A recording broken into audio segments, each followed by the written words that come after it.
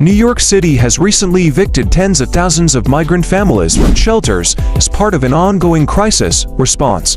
The city's shelter system is overwhelmed by the influx of new arrivals, leading to evictions under a new 60-day shelter limit policy for migrants.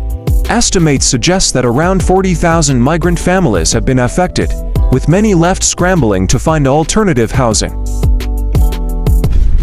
But before we dive in, if you haven't already, make sure to subscribe to our channel and hit the notification bell so you never miss out on our latest updates. Let's focus on the details here.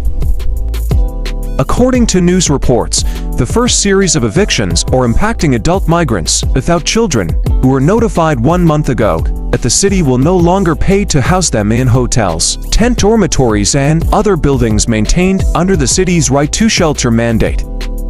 Those being evicted by the city had been denied requests for an extension of their shelter stays to 60 days because they do not qualify for any of the extenuating circumstances enumerated by the city. The Times report says that the plan is being phased in and will eventually cover all 15,000 adult migrants in the city's shelter system. In all, there are 65,000 people housed in shelters in New York City, most of whom are families with children.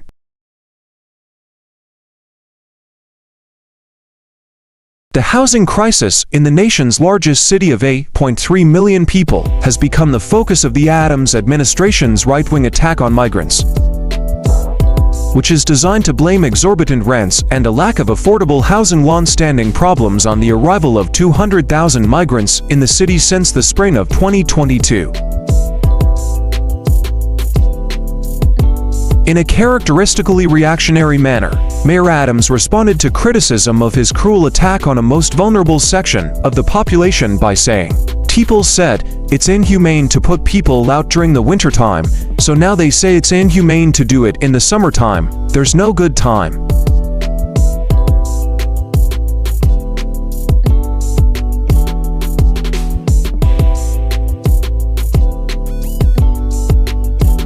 Adams made his comment knowing full well that he had argued in court last October that the city's right to shelter requirement, which has been on the books since 1981,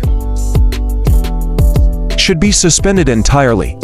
At that time, Adams said that removing the guarantee of shelter for migrants would send a message to those seeking to come to the United States to be upfront that New York City cannot single-handedly provide care to everyone crossing our border.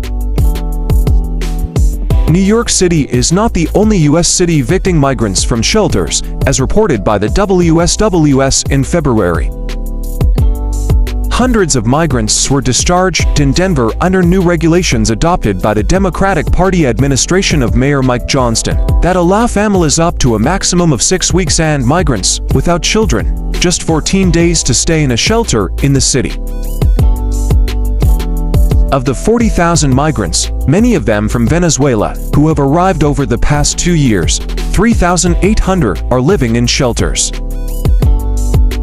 The draconian evictions in New York City have been condemned by immigrant rights organizations. Speaking on a panel earlier this month, Deborah Berkman, a project director at the New York Legal Assistance Group, said, "It seems extremely likely that we will see an increase in street homelessness.